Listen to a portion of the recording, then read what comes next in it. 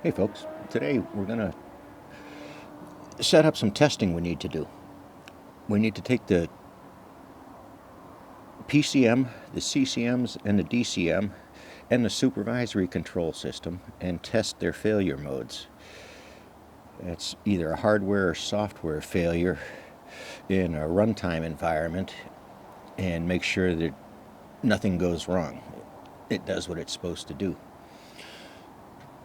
So we'll start the meeting talking about the PCM layers and what's out there, what's in consideration, how we want the device to fail, and what we expect to happen if it does fail. We need to outline this so operations is aware when we do the test that we're going to do it, and have the operators necessary. If one PCM fails, we know it's specific process areas we have to worry about, so we can allocate resources or request overtime for extra resources. So we're 2 months away from executing. Let's think about this.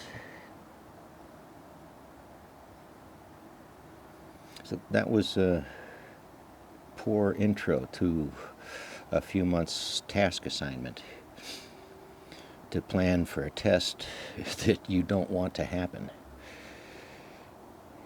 The PCM is a process control module. It'd be compared to a PLC, programmable logic controller. It is a predecessor to those types of devices, a competitor in that space now. Different control systems architectures. But in a room full of people, you wouldn't slow down and do these explanations. You would keep on with the business at hand. They would understand that that PCM you were talking about is the real-time interface between every device in the facility, in the production part of it, and the humans trying to run it.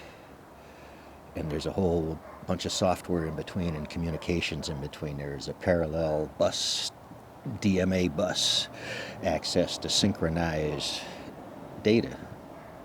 There is redundancy all through this conversation that you take for granted in the first level, the first layers, the first look at.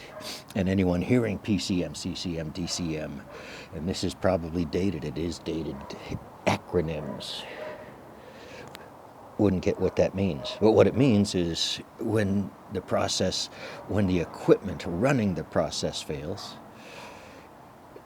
we can try and not blow shit up. Sounds easy. It's not.